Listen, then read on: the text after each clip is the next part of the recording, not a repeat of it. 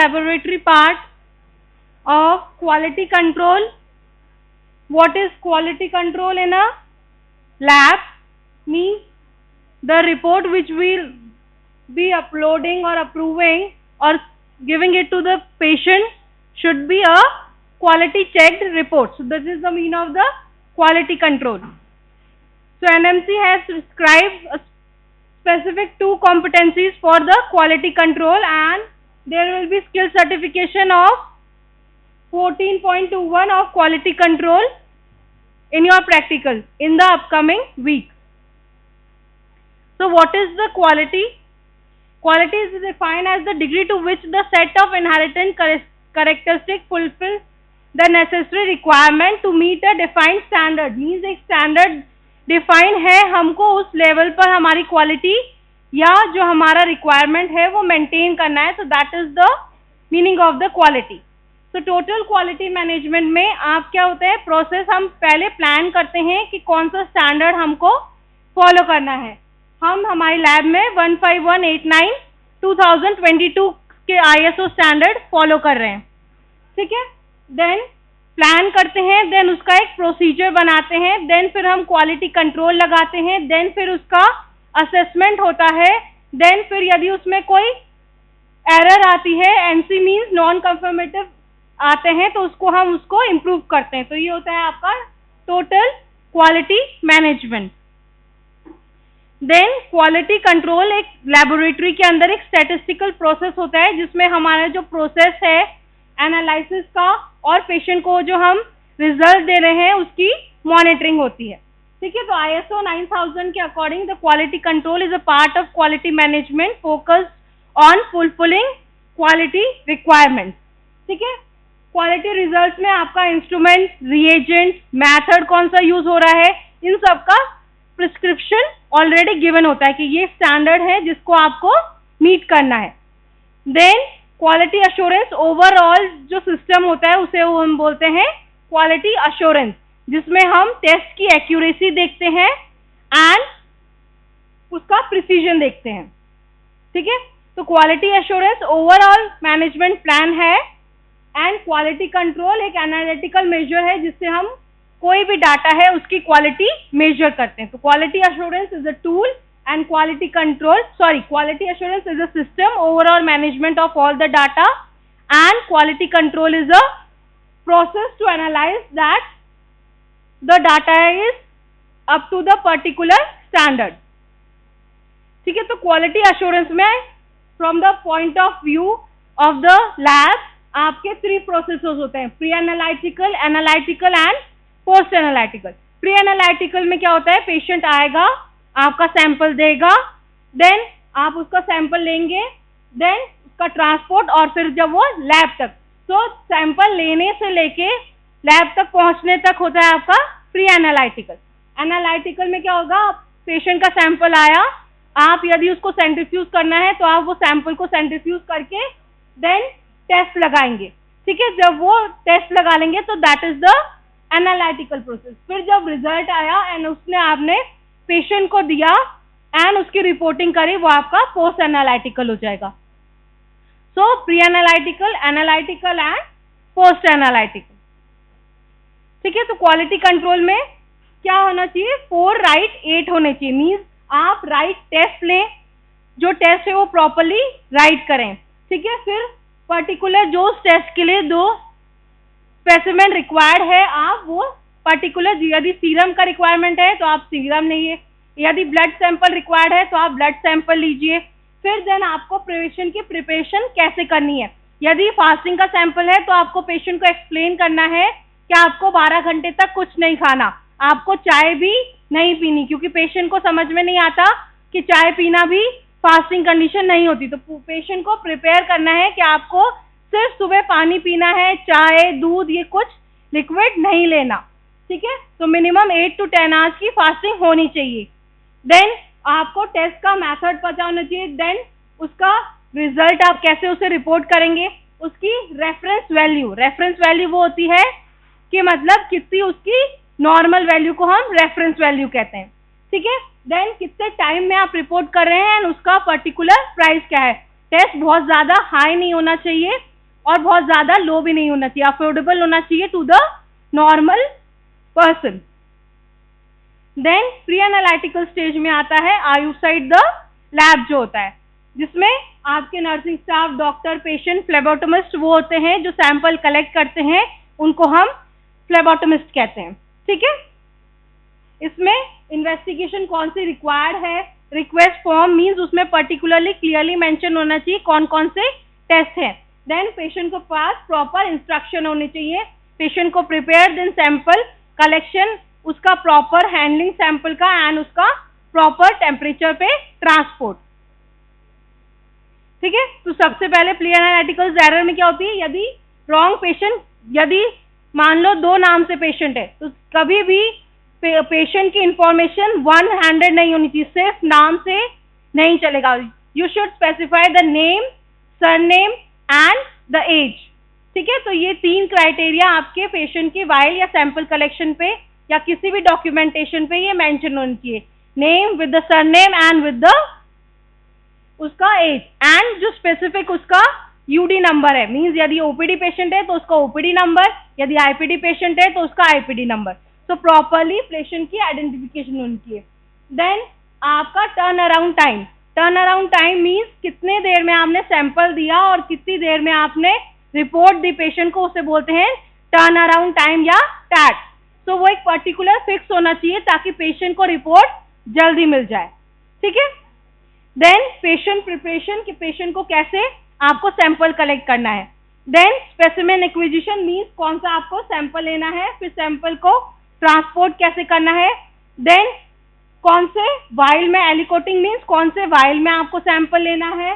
Then आपको कुछ samples होते हैं जिसको हम सेपरेट करते हैं, मींस सेंट्रीफ्यूगेशन में डालते हैं, जैसे कि आपका जो आपके बायोकेमिस्ट्रिकल इन्वेस्टिगेशन होते हैं। एंड जो पैथोलॉजिकल इन्वेस्टिगेशन होते हैं जो हम ईडीटीए वाइल में लेते हैं, उसको हम सेपरेट नहीं करते, उसके अंदर एंटीकोएगुलेंट मिक्स होता है, वो directly as it is sample run होता है। तो कौन सा सैंपल सेंट्रीफ्यूज होगा और कौन सा सैंपल सेंट्रीफ्यूज नहीं होगा।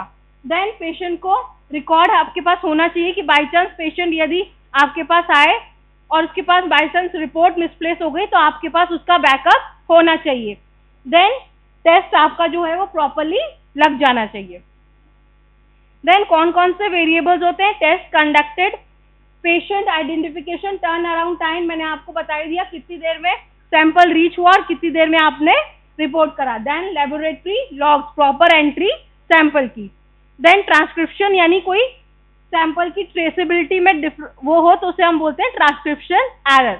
देन प्रिपरेशन, कि कितने टाइम पे सैंपल कलेक्शन करना है, कैसे सैंपल कलेक्ट करना है। देन स्पेसिमेन कलेक्शन, कंटेनर कौन सा होगा, एंटीकोएगुलेंट कौन सा होगा। देन आपका separation and aliquoting. Then variables, हर टेस्ट जो होता है वो कुछ आपको उसमें mention age, gender, sex and the pregnancy. Then कुछ टेस्ट फास्टिंग कंडीशन में होते हैं, कुछ जो होते हैं postprandial as case of diabetes, तो आपको फास्टिंग एंड डाइट का भी। Then intake of the caffeine, tobacco, alcohol and other drug history. Then किससे टाइम पे आप सैंपल कलेक्ट कर रहे हो। एंड जो हम टर्निक्वेट बांधते हैं वो 2 मिनट से ज्यादा नहीं बांध सकते, क्योंकि उससे फिर आपका उसमें हेमोलाइसिस स्टार्ट हो जाता है ब्लड का। ठीक है, तो 2 मिनट से ज्यादा टर्निक्वेट पेशेंट को नहीं बांधना। देन साइट ऑफ सैंपलिंग, कौन से साइट से आप सैंपल कलेक्ट कर रहे हैं। जनरली हम कौन सी वेन से सैंपल लेते हैं, मीडियन क्यूबॉइटल वेन से, क्योंकि जो पैरामीटर्स होते हैं वो ज्यादातर वीनस होते हैं, तो इसलिए हम वीनस ब्लड लेते हैं। एबीजी के पैरामीटर्स मींस जो आर्टीरियल ब्लड गैस एनालिसिस है उसका रेंज अलग होती है, तो जो रेंज होती है हमारे पास सेट वो वीनस ब्लड की होती है, इसलिए हम वीनस ब्लड लेते हैं। And mostly preferred site is the median cubital vein. Then हम एंटीकोएगुलेंट कौन सा यूज हो रहे हैं, ठीक है, और ब्लड एंड एंटीकोएगुलेंट का रेशियो प्रॉपर होना चाहिए। Then transportation of the sample, particularly यदि आप ज्यादा हीट में सैंपल रख देंगे तो पैरामीटर्स जो है वो डेटोरिएट होना स्टार्ट कर जाएंगे। Then storage, processing and centrifugation. Then यदि सैंपल हेमोलाइज्ड है तो कुछ पैरामीटर्स जो होते हैं वो एबनॉर्मली रेज्ड होते हैं, जैसे कि आपका पोटेशियम का लेवल, देन आपका एल्कलाइन फॉस्फेटेज लेवल, वो हेमोलाइसिस के यदि सैंपल हेमोलाइज्ड है तो उसके फॉल्सली इंक्रीज पैरामीटर्स आएंगे। लाइपेमिक मीन्स यदि उसमें बहुत ज्यादा कोलेस्ट्रॉल का लेवल है तो आपका जो सीरम है वो मिल्की अपीयरेंस होगा, जिसे हम बोलेंगे लाइपेमिक सॉल्यूशन। हाइपर बिलिरुबिनिया मीन्स यदि बिलिरुबिन का लेवल ज्यादा है तो आपका जो सीरम है वो डार्क येलो कलर का हो जाएगा। देन कुछ पैरामीटर्स होते हैं जो यूवी रेस के कांटेक्ट में आके डेटोरिएट हो जाते हैं, जैसे कि आपका बिलिरुबिन हो गया, देन आपका हीमोग्लोबिन हो गया। देन स्टैंडिंग टाइम मीन्स कितने टाइम तक आपको सैंपल को रखना है, उसके बाद सेंट्रीफ्यूगेशन करना है। अब कुछ पैरामीटर्स होते हैं जो एक्सरसाइज से इंक्रीज हो जाते हैं, यदि इसलिए पेशेंट को बोलते हैं कि सैंपल देने से पहले एट रेस्ट रहे, जैसे कि आपके liver enzymes AST ALT, creatinine बढ़ जाएगा, acid phosphatase, myoglobin, phosphate, then iron, total lipid and potassium. तो आफ्टर एक्सरसाइज ये पैरामीटर्स जो है वो इंक्रीज हो जाते हैं। तो इसलिए जब भी सैंपल कलेक्ट करेंगे तो इन द मॉर्निंग और इन पेशेंट जो है should be in the resting state. Then caffeine के इंटेक से फ्री फैटी एसिड्स इंक्रीज हो जाएंगे, टोटल लिपिड इंक्रीज हो जाएगा एंड ग्लूकोज। स्मोकिंग की कंडीशन में ट्राइग्लिसराइड इंक्रीज होगा, then growth hormone, cortisol, glucose, urea and cholesterol इनके लेवल इंक्रीज होंगे और HDL का लेवल जो है वो डिक्रीज होगा। तो ये कुछ पैरामीटर्स हैं जो अफेक्ट करते हैं आपके बायोकेमिकल टेस्ट को। देन यदि आपका हेमोलाइज्ड हो जाएगा सैंपल तो आपके पोटेशियम, LDH और AST ये जो है वो फॉल्सली इंक्रीज होंगे। देन टॉनिकट जो है वो आप जहाँ पे वीनो पंचर करेंगे उसके 2 to 3 इंच अबव होना चाहिए और वो 1 मिनट से ज्यादा आप नहीं टॉनिकट के बांध कर सकते, नहीं तो उसके कारण क्या होगा, यदि ज्यादा देर बांधेंगे तो हीमो कंसंट्रेशन हो जाएगी, जिसके कारण लिपिड, प्रोटीन इनका लेवल इंक्रीज हो जाएगा। सो मैक्सिमम 1 मिनट है, 1 मिनट से ज्यादा आप टॉनिकट को नहीं बांधेंगे। यदि सैंपल नहीं आ रहा तो आप दूसरी जगह वेनो पंचर करके सैंपल कलेक्ट करेंगे।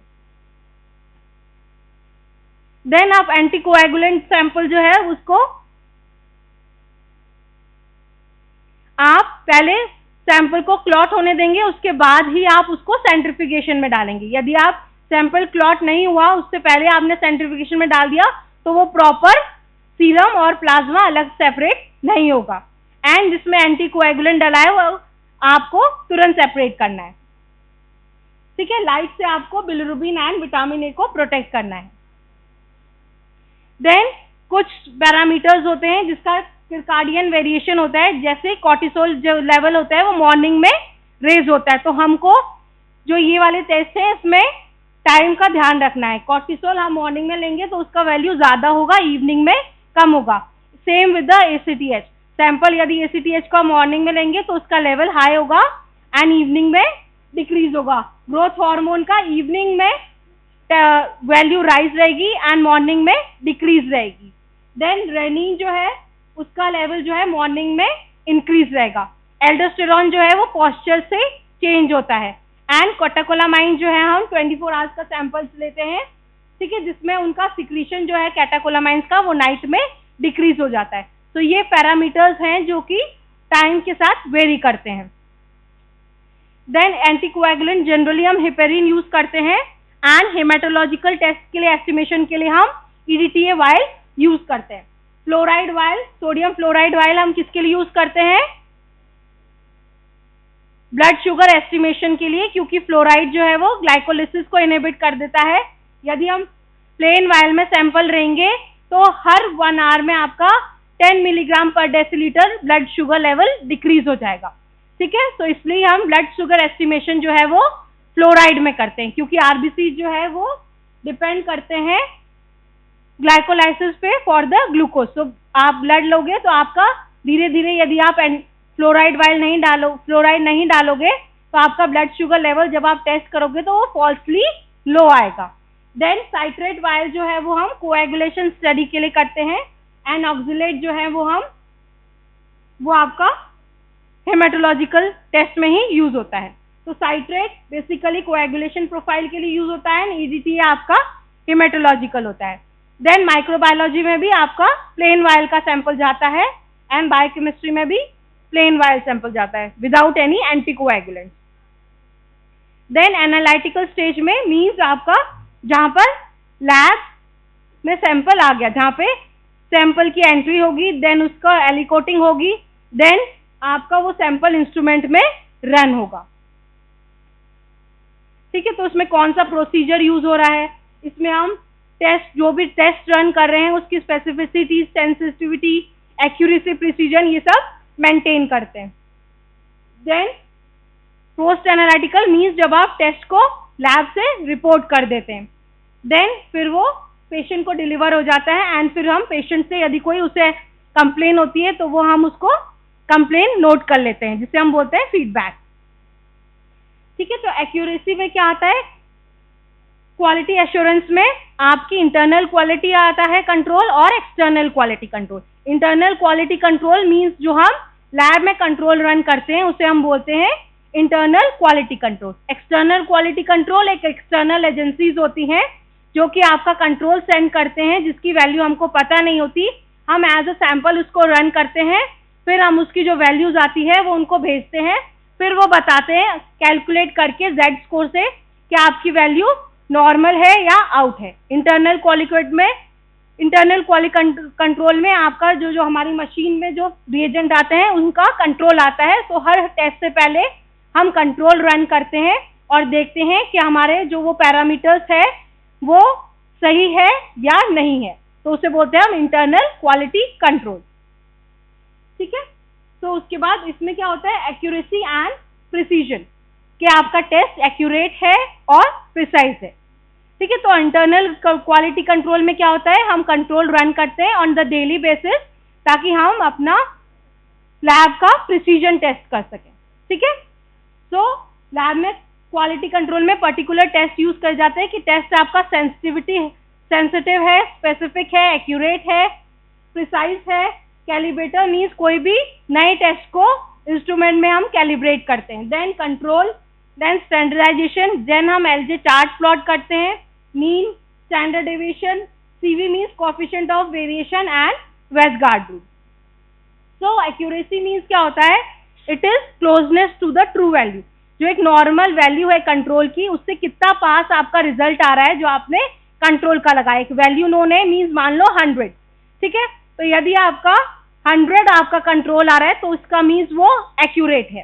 Precision means productivity of the result, means आप एक टेस्ट बार बार लगाओगे और यदि उसका सेम रिजल्ट आ रहा है जैसे 102, 105, 104, तो वो क्या है, आपका प्रिसाइज है, मीन्स आपका रिजल्ट जो है वो एक ही रेंज में बराबर आ रहे हैं। सो that is the precision, means productivity of the result. Accuracy means आपका जो ट्रू वैल्यू है उससे कितना पास है आपका रिजल्ट, उसको बोलते हैं हम एक्यूरेट। ठीक है, तो ये आपका नॉर्मल, आपकी जो रेड है इसका मतलब क्या है, ये आपका ट्रू वैल्यू है। तो जो फर्स्ट है उसमें जो रिजल्ट आ रहे हैं वो ना तो एक्यूरेट है ना आपका प्रिसाइज है। अब बी में क्या है, जो प्रोडक्टिविटी है वो तो सेम है, मीन्स वैल्यू आपकी सेम आ रही है लेकिन ट्रू वैल्यू से अलग है। तो आपका प्रिसाइज तो है लेकिन एक्यूरेट नहीं है। अब थर्ड वाले केस में क्या है, जो ट्रू वैल्यू है उस पे आ रहे हैं सारे रिजल्ट और सारे एक साथ उसके अंदर ही आ रहे हैं, तो आपका एक्यूरेट भी है और प्रिसाइज भी है। ठीक है, एक्यूरेट मीन्स जो ट्रू वैल्यू है उसका कितना पास है। प्रोडक्टिविटी मीन्स यदि आप एक टेस्ट बार बार लगाओगे तो वो सेम रिजल्ट दे रहा है या नहीं दे रहा। तो productivity of the result is the precision and accuracy means closeness to the true value. ठीक है, देन स्पेसिफिसिटी, किसी भी मेथड को प्रिस्क्राइब करने के लिए हम स्पेसिफिसिटी टेस्ट लगाते हैं। स्पेसिफिक मीन्स, किसी को पता है what is specificity and sensitivity? Specific means true negative, means कोई भी टेस्ट आपका यदि पेशेंट को डिजीज नहीं है तो वो क्या बताएगा, पेशेंट को डिजीज नहीं है। तो specific means true negative and sensitivity means true positive. यदि डिजीज है तो वो डायग्नोज करे कि डिजीज है। ठीक है, तो उसे बोलेंगे हम सेंसिटिविटी। ठीक है, तो सेंसिटिविटी मीन्स ट्रू पॉजिटिव और स्पेसिफिसिटी मीन्स ट्रू नेगेटिव। तो कोई भी टेस्ट आपका कितना सेंसिटिव है और कितना स्पेसिफिक है ये आपका डिसाइड करता है कि टेस्ट कितना अच्छा है। सिर्फ यही नहीं बताया कि पेशेंट को डिजीज है, जिसको नहीं है उसको ये भी बताया कि उसको डिजीज नहीं है। तो आपका कोई भी टेस्ट स्पेसिफिक और सेंसिटिव होना चाहिए। स्पेसिफिक मीन्स जिसको डिजीज नहीं है, ट्रू नेगेटिव, ठीक है। सेंसिटिविटी मीन्स ट्रू पॉजिटिव, ठीक है। तो आपका टेस्ट सेंसिटिव और स्पेसिफिक दोनों होना चाहिए। देन कैलिब्रेटर एक नॉन कंसंट्रेशन होती है सब्सटेंस को, जिससे हम आपका कोई भी मेथड है उसको एडजस्ट करते हैं, ठीक है। ये नॉन कंसंट्रेशन है एक सब्सटेंस की, कि मतलब कैलिब्रेटर से हम पर्टिकुलरली टेस्ट को यदि वो आउट चला जाता है तो उसको नॉर्मली करते हैं। देन कंट्रोल एक वो केमिकल फॉर्मूला होता है जिसका आपको वैल्यू नहीं पता होती, तो उसे बोलते हैं कंट्रोल, जिसकी एक लोअर लिमिट होती है और एक हायर लिमिट होती है। तो दो लेवल में कंट्रोल लगता है, level 1 and level 2। Normal means उसकी कंसंट्रेशन जो एक पर्टिकुलर वैल्यू है उससे कम है। पैथोलॉजिकल कंट्रोल मीन्स उसकी लेवल हाई है। तो L1 और L2 दो में कंट्रोल लगते हैं, ठीक है, ताकि आप प्रोजेक्ट कर सकें कि हमारा जो पैरामीटर्स है वो लोअर लिमिट भी बता सकता है और हायर लिमिट भी बता सकता है, ठीक है। तो कंट्रोल दो लेवल में लगते हैं, lower concentration of a particular anion and higher concentration, ठीक है। तो हम कैसे मेजर करते हैं? सबसे पहले तो हम मीन निकालते हैं। आपको मीन, मीडियन, मोड ये आपने पीएसए में पढ़ लिया। What is median? मीडियन कोई भी ऑब्जर्वेशन का सेंटर पॉइंट जो होता है उसे हम बोलते हैं मीडियन। मोड जो होता है, जो मोस्टली फ्रीक्वेंटली अकरिंग कोई भी यूनिट होती है उसे बोलते हैं हम मोड। एंड मीन उन सब का कैलकुलेशन डिवाइडेड बाय जितने आप कैलकुलेशन है, मीन्स आपका 5 है, 3 + 5 + 9 + 5 + 9 डिवाइडेड बाय कितने नंबर है? 5। तो उससे करके आपका मीन आ जाएगा। तो ये तीन पैरामीटर्स होते हैं, mean, median and mode. Mean means average of all the values divided bye जितनी नंबर ऑफ ऑब्जर्वेशन है। मोड मीन्स जो पैरामीटर्स बहुत ज्यादा बार अपीयर हो रहा है तो उसे बोलेंगे हम mode. And median means centre point of the observation. आप उसे क्रोनोलॉजिकल ऑर्डर में अरेंज कर देंगे और उनका जो बीच का पॉइंट है वो आपका मीडियन हो जाएगा। यदि इवन है तो आपका क्या होगा, उन दोनों जो लास्ट में बीच में दो आ रही है उनको ऐड करके डिवाइडेड बाय 2 करके आप मीडियन निकालोगे। और यदि ऑड है तो ऑड में तो सेंटर में सिर्फ एक ही यूनिट आएगी तो वो डायरेक्टली आ जाएगी, ठीक है। तो इस तरीके से mean, median and mode. Mode is the most frequently asked number, जो सबसे ज्यादा बार रिपीट हो रहा है वो आपका आंसर हो जाएगा मोड का, ठीक है। तो इस तरीके से हम मीन कैलकुलेट करेंगे। ये जो जैसे एग्जांपल है, ये सारा पैरामीटर्स है, इनको ऐड करेंगे और 11 ऑब्जर्वेशन है तो हमारा मीन आ जाएगा 200 मिलीग्राम पर डेसीलीटर, ठीक है। तो sum of all values divided by number of observation, so that is your mean. Then range आपकी क्या होती है? लोअर ऑब्जर्वेशन से हायर ऑब्जर्वेशन के बीच में, तो उसे बोलेंगे आप रेंज। एंड वेरियस मीन्स हम स्क्वायर करेंगे average square of the mean, उसे हम बोलेंगे वेरिएंस, ठीक है। तो ये फॉर्मूला है आपका वेरिएंस का, ठीक है। x बार है द मीन, तो आप सैंपल वेरिएंस की सबका ऐड करके डिवाइडेड बाय n-1 उसका स्क्वायर रूट कर देंगे। मीन माइनस जो पर्टिकुलर ऑब्जर्वेशन है डिवाइडेड बाय n-1 उसका स्क्वायर, वो आपका वेरिएंस आ जाएगा। देन स्टैंडर्ड डेविएशन हम कैसे मेजर करते हैं? It is the square root of the arithmetic mean. Means आपका एक x वैल्यू है जो नॉर्मल डाटा है, माइनस आपका mean upon n means number of observation, उसको स्क्वायर और उसको अंडर रूट कर देंगे। So that is your standard deviation, जिसे हम शॉर्ट फॉर्म में एसडी भी कहते हैं, ठीक है।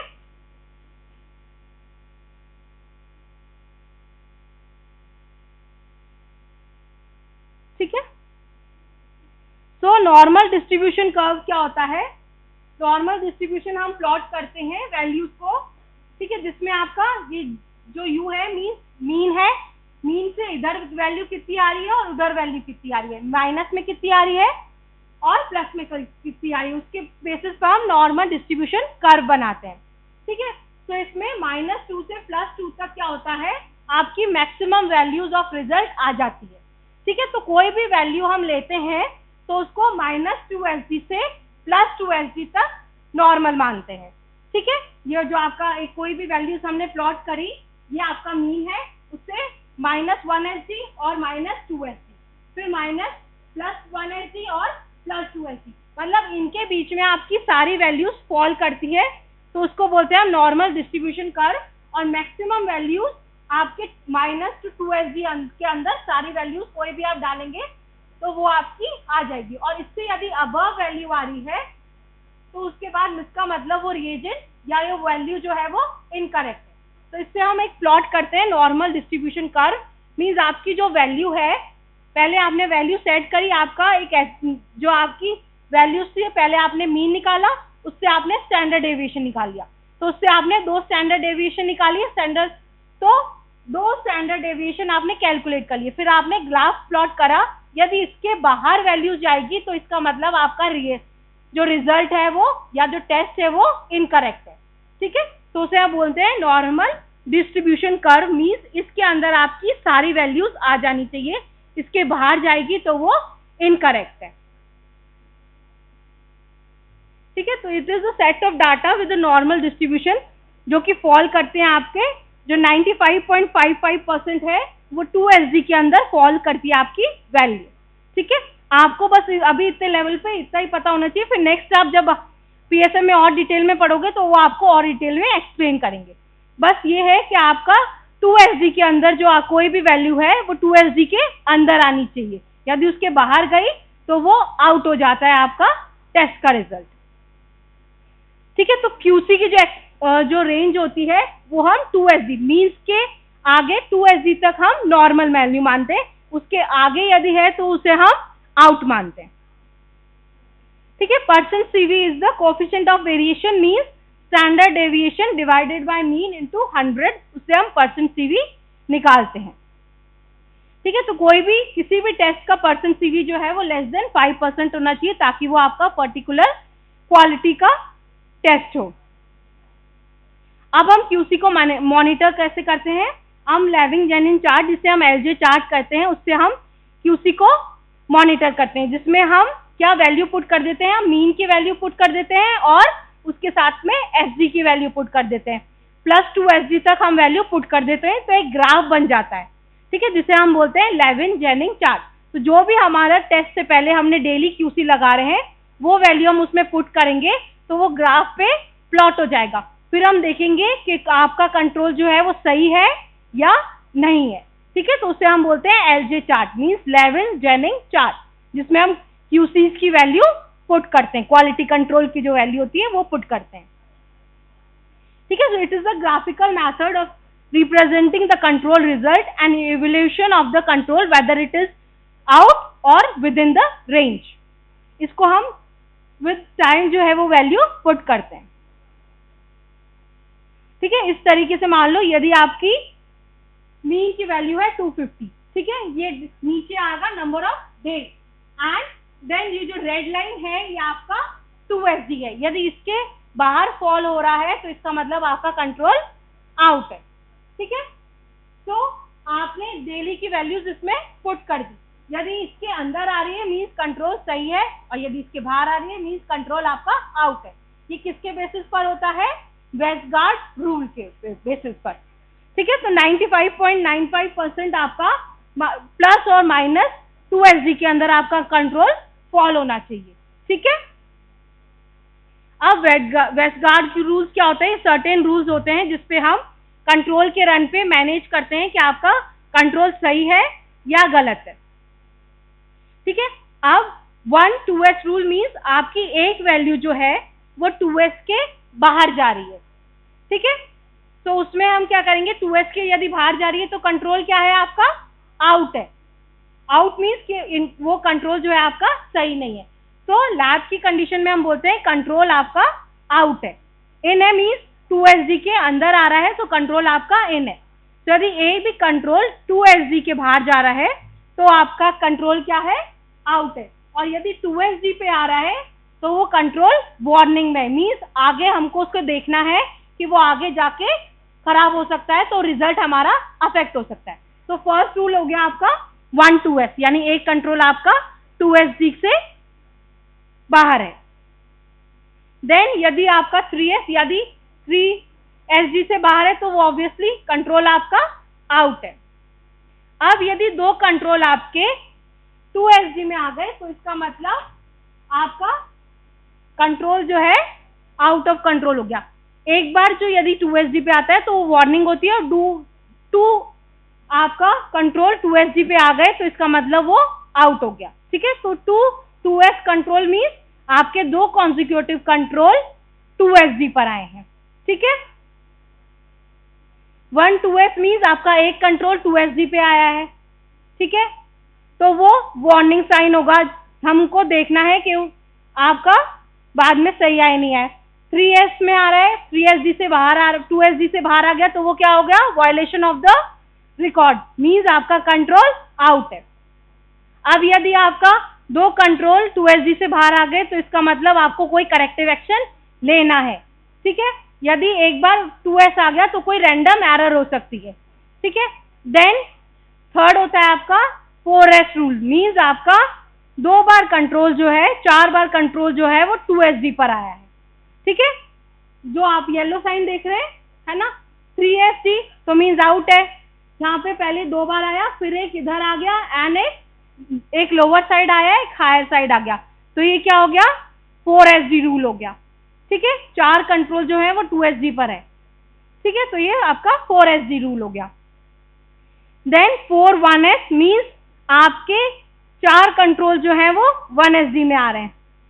ठीक है, तो ये जो लाइन है ये आपका क्या हो गया, 4-1SG रूल मीन्स आपके 4 कंट्रोल जो है वो 1S पर आ रहे हैं। ठीक है, आ गया। देन नेक्स्ट है आपका 10X मीन्स आपका कंटिन्यूअसली कंट्रोल यदि 1S पे चल रहा है तो मीन्स आपका कोई ना कोई टेक्निकल इशू है, आपका कंट्रोल जो है वो सही नहीं है। आप रिपोर्ट जो दे रहे हो वो स्लाइटली पेशेंट को या तो हायर दे रहे हो या स्लाइटली लो दे रहे हो, तो ये 10X मीन्स कंटिन्यूअसली 10 आपके जो कंट्रोल हैं वो सही नहीं आ रहे। ठीक है, आगे समझ में। ठीक है, तो फर्स्ट है आपका 1-2S, एक कंट्रोल आपका सेकेंड SG पर आ रहा है। ठीक है, देन फर्स्ट का एक कंट्रोल आपका 3SG पर आ रहा है, कोई भी या तो लोअर साइड या higher side. Then 2SG means आपका दो कंट्रोल 2SG पर आ रहे हैं। देन 4S मीन्स आपके कोई भी 4 कंट्रोल 2S पर आ रहे हैं। ठीक है, 4-1S मीन्स आपका 4 कंट्रोल 1SG पर आ रहे हैं। ठीक है, देन 10X रूल मीन्स आपके कंसिक्वेंटली 10 कंट्रोल जो हैं वो सेम ही तरफ चल रहे हैं, एक भी डाउन नहीं गया। ठीक है, तो ये आपका 10X रूल है। ठीक है, तो आपका control upper side lower side दोनों तरफ मूव करना चाहिए। यदि एक तरफ ही मूव कर रहा है तो मीन्स आप पेशेंट को कंटिन्यूसली स्लाइटली हायर रिजल्ट दे रहे हैं। ठीक है, तो इसमें दो तरीके की एरर होती है, एक तो सिस्टमेटिक एरर और एक रैंडम एरर। सिस्टमेटिक या तो कोई आपका इंस्ट्रूमेंट का एरर हो सकता है या टेस्ट की कैलिब्रेशन का एरर हो सकता है, तो उसे हम बोलेंगे सिस्टमेटिक एरर। और रैंडमली मीन्स कोई भी टेम्परेचर का इश्यू हो सकता है, प्रॉपर आपने कंट्रोल को निकाला नहीं, तो ये आपका रैंडम एरर है। ठीक है, तो अनप्रिडिक्टेबल एरर जो होती है उसे बोलते हैं हम random error. And systemic error या तो कोई कैलिब्रेशन की प्रॉब्लम है या कोई रिजेक्शन है तो उसे हम बोलेंगे सिस्टमिक एरर। ठीक है, सिस्टमिक एरर में या तो एनालिस्ट की एरर हो सकती है, इंस्ट्रूमेंट या मेथड की एरर हो सकती है। तो एनालिस्ट यदि आप प्रॉपर पिपटिंग नहीं कर रहे हो, प्रॉपर आपका स्टॉक जो है वो प्रॉपरली प्रिपेयर नहीं है, कैलिब्रेशन प्रॉपर नहीं है, पीएच प्रॉपर मेंटेन नहीं है, प्रॉपर रिएजेंट की कॉन्स्टिट्यूशन नहीं हुआ, तो उसे हम एनालिटिक एरर कहेंगे, जिससे हम टेक्नीशियन को ट्रेन करेंगे। और जो मैकेनिकल एरर को रिमूव करने के लिए हम ऑटोमेटेड मशीन यूज करते हैं, ताकि क्योंकि मशीन में ही पर्टिकुलर सेट अमाउंट रहता है जो कि प्रॉपर मिक्सिंग करता है रिएजेंट का। देन इंस्ट्रूमेंट में यदि इंस्ट्रूमेंट की प्रॉपर सर्विस नहीं हुई या कोई मेथड चेंज हो गया, ठीक है, तो मेथड में कुछ इशू आ गया, so these are the systemic error. Then random जो है वो अनप्रिडिक्टेबल कुछ भी एरर हो सकती है, या तो प्रॉपर मिक्सिंग नहीं हुआ, टेम्परेचर का इशू हो गया, प्रॉपर रीड नहीं करा, टिप का इशू हो गया, तो ये आपकी रैंडम एरर्स में आएगी। तो इस तरीके से हम सिस्टमिक एंड रैंडम एरर्स को डिफरेंशिएट कर सकते हैं। सिस्टमिक में कंटिन्यूअसली कंट्रोल में चेंज होगा, रैंडम एरर में एक कंट्रोल आउट हो जाएगा जिसे आप करेक्ट कर देंगे तो वो नेक्स्ट टाइम में टर्न हो जाएगा। ठीक है, तो सिस्टमिक में कंटिन्यूअसली कंट्रोल आपका वार्निंग या एक पर्टिकुलर एरिया में या तो प्लस साइड चलेगा या माइनस साइड चलेगा। ठीक है, अब एक्सटर्नल क्वालिटी असेसमेंट मींस एक एक्सटर्नल एजेंसी हमको कंट्रोल सेंड करती है जिसको हम लेबोरेटरी में एज अ नॉर्मल सैंपल की तरह लगाते हैं, उसकी वैल्यू हमें नहीं पता होती। देन हम उस एजेंसीज को रिपोर्ट भेजते हैं एंड वो सबका कंपेयर करके एक जेड स्कोर के फॉर्म में हमको रिपोर्ट देती है। सेम जेड स्कोर भी जैसे 1, 2 और 3 एसडी के फॉर्म में आता है। 1 एसडी है मीन्स जेड स्कोर यदि 1 है तो सही है, 2 है तो वार्निंग है और 3 है तो मीन्स आपका कंट्रोल आउट है। सो इक्वास हम एक्यूरेसी चेक करने के लिए लगाते हैं हमारी लैब में। तो प्रिसीजन चेक करने के लिए हम क्या लगाते हैं? Internal quality control, and accuracy check करने के लिए हम एक्सटर्नल क्वालिटी कंट्रोल लगाते हैं। ठीक है, और यदि उसमें कोई एरर आती है तो हम करेक्टिव एंड प्रिवेंटिव एक्शन लेते हैं जिसे हम बोलते हैं कापा। देन आपका क्वालिटी को मेंटेन करने के लिए टेक्निकल स्टाफ आपका ट्रेन होना चाहिए, स्पेसिफिक आपका पर्टिकुलर टेम्परेचर पे रखना चाहिए, कंट्रोल हर टेस्ट के साथ आपका कंट्रोल रखनी चाहिए, रिएजेंट प्रॉपर टेम्परेचर पे होने चाहिए, पर्टिकुलर मिक्सिंग होनी चाहिए रिएजेंट के, इक्विपमेंट आपका वेल कैलिब्रेटेड होना चाहिए, उसकी परमानेंट मेंटेनेंस होनी चाहिए, daily maintenance, weekly maintenance, monthly maintenance and आपकी ईयरली मेंटेनेंस। देन आप रिजल्ट जो है वो प्रॉपरली चेक करके ही उसे पेशेंट को दीजिए एंड प्रॉपर रिपोर्टिंग होनी चाहिए टेस्ट की। देन प्रोफिशिएंसी टेस्ट वो होती है कि कुछ लेबोरेटरीज जो होती है वो आपका कंट्रोल सेंड करती है जिसको हम आप डेली बेसिस पर टेस्ट की तरह लगाते हैं, तो उसे हम बोलते हैं प्रोफिशिएंसी टेस्टिंग। ठीक है, और वो जो एजेंसीज होती हैं वो उन लैब के डाटा के बेसिस पर क्यूमुलेटिव उसका वैल्यू हमें बताती है कि आपका कंट्रोल सही है या नहीं है। ठीक है, तो उसे हम बोलते हैं proficiency testing. Then accreditation means particular lab को परफॉर्म करने के लिए उसे एक्रीडेट करते हैं हम, ताकि हमारा जो क्वालिटी देने का कमिटमेंट है वो वेरीफाइड हो जाए कि पर्टिकुलर लैब जो है that is accredited with the particular quality assured lab. So lab के एक्रीडेशन के लिए NABL है, हॉस्पिटल के एडमिट के लिए NABH है, जो नेशनल लेवल पर एक्रीडेशन बोर्ड है जो पर्टिकुलर लैब या हॉस्पिटल को सर्टिफाई करता है कि वो एक्रीडेटेड है। ठीक है, तो उसका बेनिफिट क्या होता है कि आप में पेशेंट में बिल्ड कॉन्फिडेंस होता है कि यहाँ से रिपोर्ट सही आएगी क्योंकि ये क्वालिटी का वर्क कर रहे हैं, एंड जो रिलायबिलिटी टेस्ट की रिलायबिलिटी होती है उसका रिस्क कम हो जाता है कि रिपोर्ट जो है वो फॉल्स पॉजिटिव या फॉल्स नेगेटिव नहीं आएगी, तो जो रिजल्ट्स होते हैं वो रिलायबल हो जाते हैं। ठीक है, that's all for today's class.